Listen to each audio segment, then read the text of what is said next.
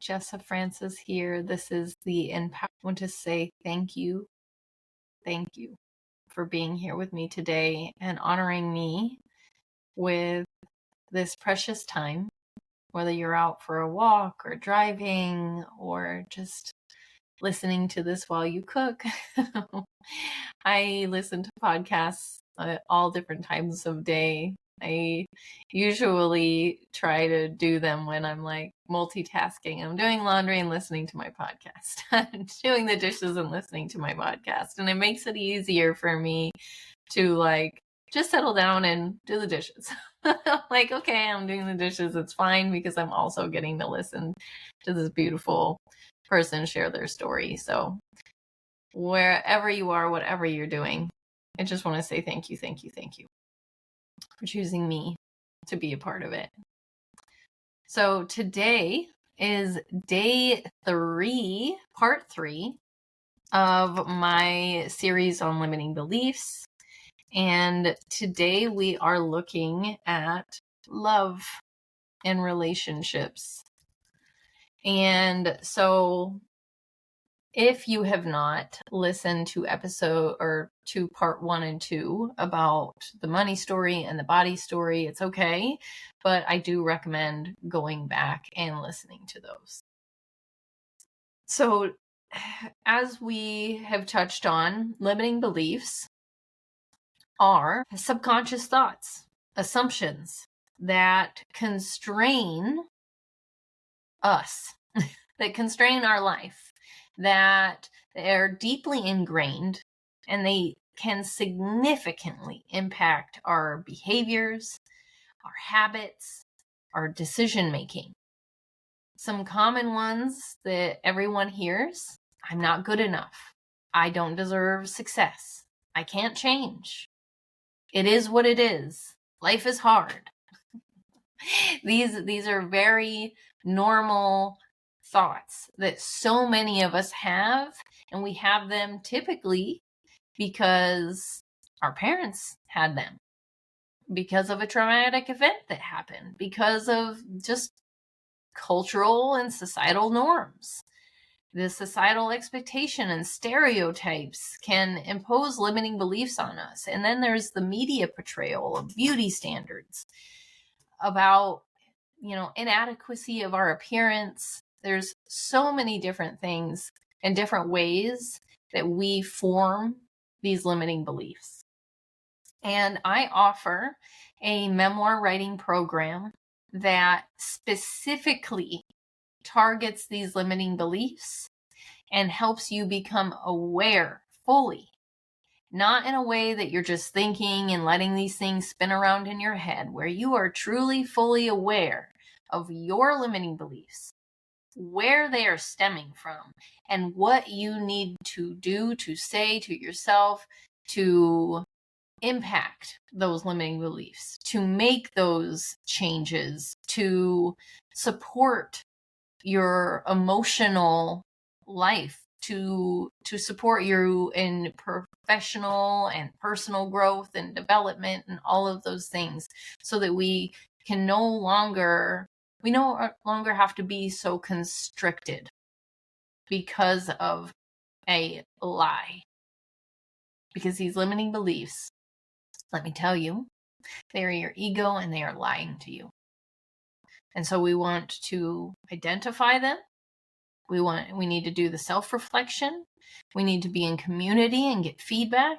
We need to recognize our patterns, and we need to then challenge them and overcome them. And all of that is in my beautiful memoir writing program that I now think of as like a baby. It is my whole heart. And I could cry just thinking about it because it is my whole heart. And I worked, and I know it works because I put myself through it. I did the work. I had these limiting beliefs. I work through them all the time. I'm replacing these limiting beliefs and empowering myself all the time. And that is why I created the Empowered Path, because I don't want to be alone. You're not alone. I'm not alone. We're not alone. There's a community that can come together where you can feel supported and get the love and the resources and the compassion and the trauma-informed care that you need to make sustainable change. Today we are talking about love, and just as I did with money and body, I'm going to share with you some of my personal story. So I shared with you my money story and what I was taught about money growing up. And then I shared with you my body story and what I was taught about my physical appearance and the way I thought about myself and all of those things.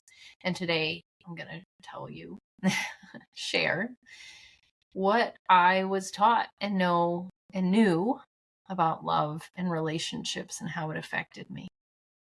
So, growing up, I had two beautiful, very loving parents that were extremely hardworking. And they had obviously their own set of limiting beliefs that became mine. And one of them was just that marriage is hard. And I remember, watching my parents fight. I remember watching my parents have a difficult time. My parents are now divorced. They got divorced after I became an adult. And I remember at first, to be honest, I was grateful. I was so glad that they finally got a divorce because I had seen firsthand that they just weren't compatible. I just didn't understand, why they stayed together when they had such a difficult time. And it wasn't all difficult, right? There were definitely ups and downs. There were periods of time where they were incredibly loving to one another. There was a lot of physicality, like a lot of hugs and kisses. And they even renewed their wedding vows when I think I was 13. Like they tried, they put in a lot of effort and time. And I watched that. I saw that.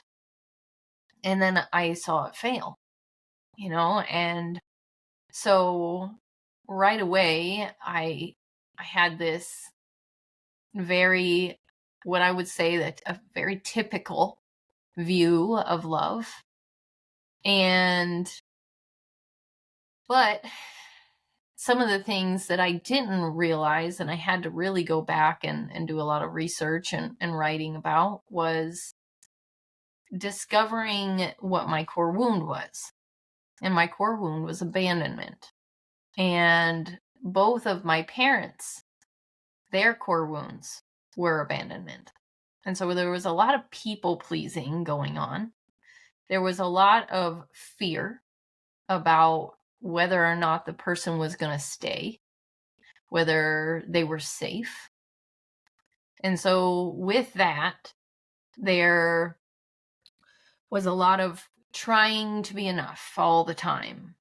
And they're, trying to find their ideals and find their sense of self-worth through work, through, whether or not that person loved them enough. And they had to push their limits, right, to see, well, will they stay if? Will they stay if? Will they stay if? It was almost like they were trying to constantly sabotage themselves. And so when it comes to love and relationships, having a core wound of abandonment, which I did speak on in an earlier podcast, specifically about core wounds, I really realized later on that no matter what was going on in the relationship that I was in, I was just always on edge, waiting for them to leave, waiting for the bottom to fall out, and never feeling worthy of them at all, no matter what. And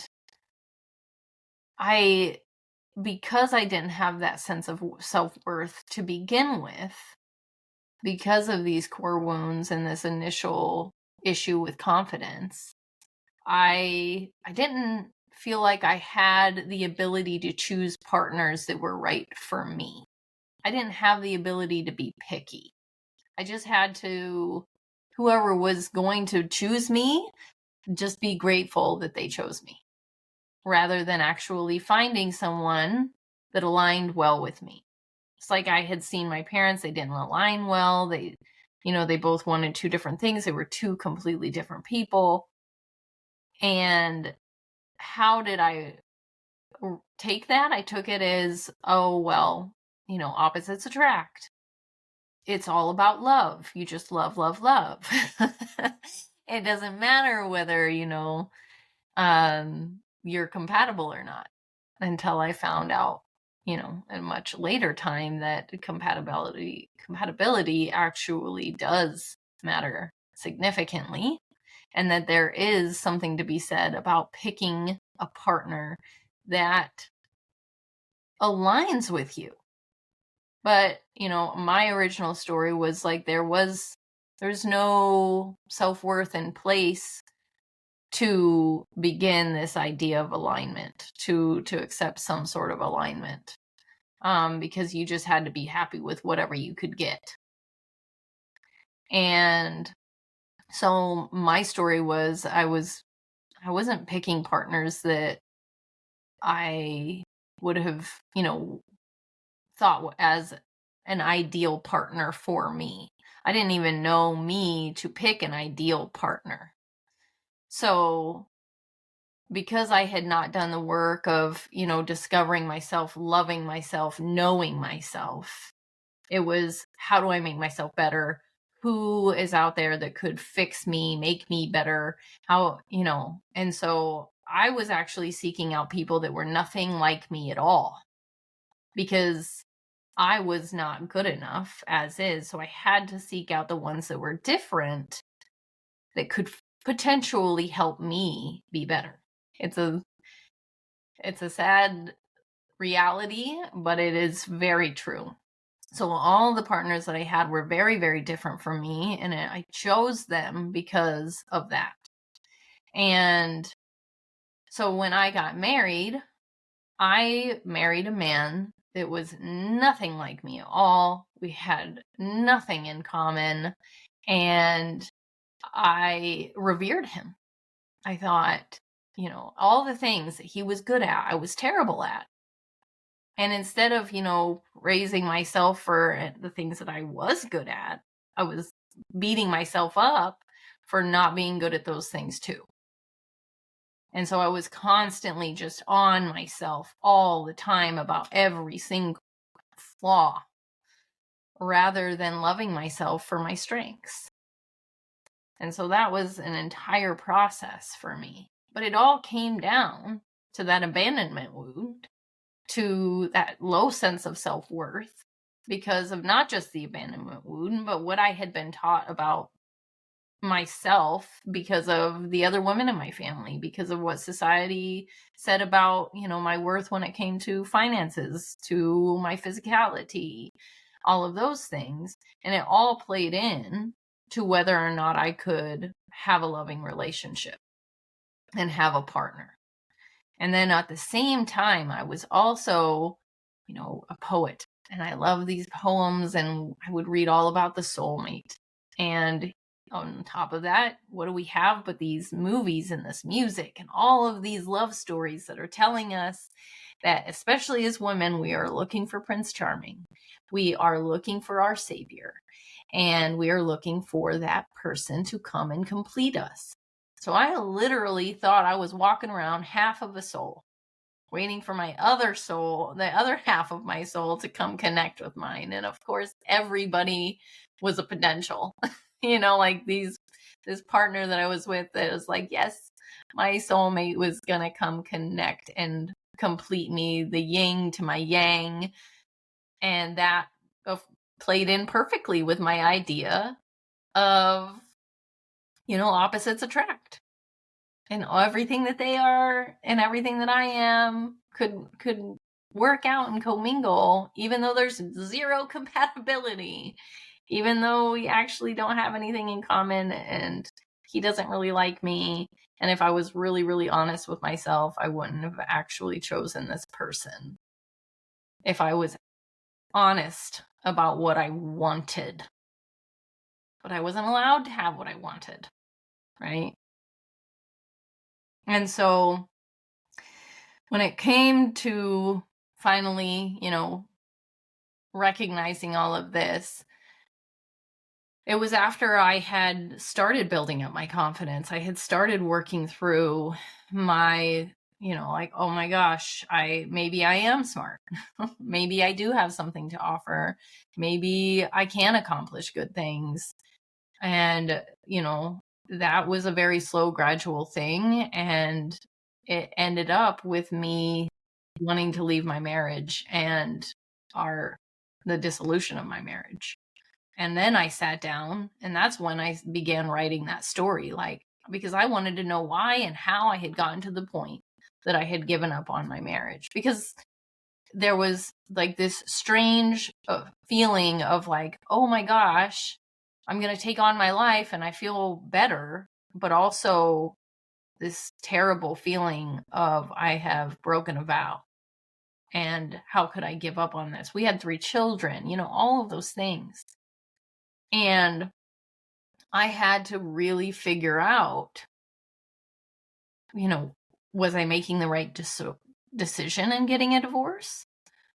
How did I get there? And then that was when I really uncovered my low self-esteem and low self-worth. But then I had to go back even further. Like, why don't I have a sense of self-worth? Why do I have no self-love? Why do I not like myself? And all of it went back and back and back and back and back, all the way, not just to the beginning of my story, but my parents and their parents and their parents and the lineage and where I had come from and the epigenetics and all of the things that I have slowly been uncovering for almost a decade now. So when it comes to affirmations in this, and if you're looking for things to just kind of get yourself started, as I have said in the previous podcast, it really comes down to self-worth and respect, right? Loving yourself and respecting yourself, right? Just like loving your body and respecting your body and being grateful for your body. Feeling worthy of money is feeling worthy of a loving, aligned relationship. Knowing that you are enough for a partner to treat you well. Because there's something telling us, if we're in a relationship where we're not being treated well, somewhere there is this voice that is saying, well, you don't deserve to be treated well. And that's where we have to uncover. That's what we need to figure out. Why do we not feel worthy of being treated well? Why do we not feel like we're enough to have someone that aligns, that is compatible, that works well with us and for us, and that we are capable of the giving and the receiving? The giving and the receiving of love. And when you're building an affirmation, they need to be saying these specific things. I am capable of giving and receiving love. I am worthy of a respectful, compassionate, aligned relationship. And this is just powerful, powerful stuff. Not just the words that you would say to yourself, that you need to write down, and that you need to truly ingrain into your system the same way the original limiting belief was. And we originally taught that, once our brain is formed, it's formed, there's no going back. Well, that's not true.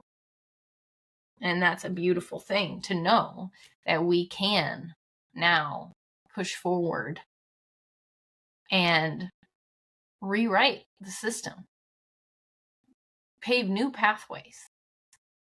And it's an incredible thing, and one that has made an incredible impact and huge difference on my daily life.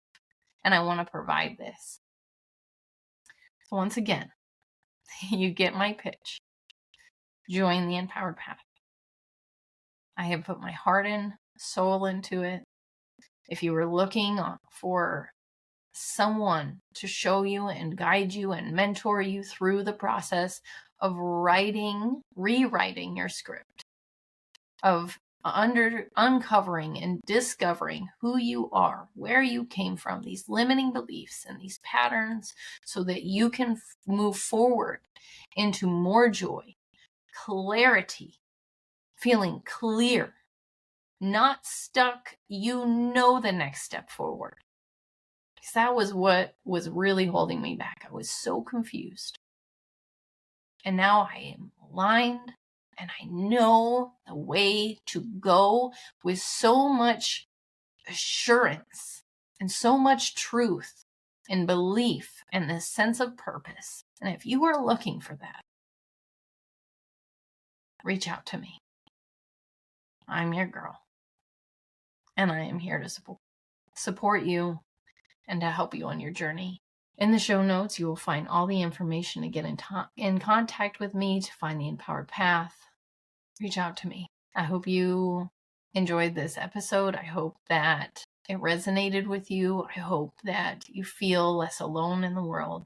I want you to remember that with me, you are seen, you are heard, and you are loved. I would love for you to take a moment, if you can, not if you're driving, but just lower your gaze. Take a deep inhale into the chest, into the belly, and then release. One more time, breathe in and let go. Join me for meditations and breath work every single weekend for free. I'm there. Come breathe with me. I hope you have a beautiful and happy day.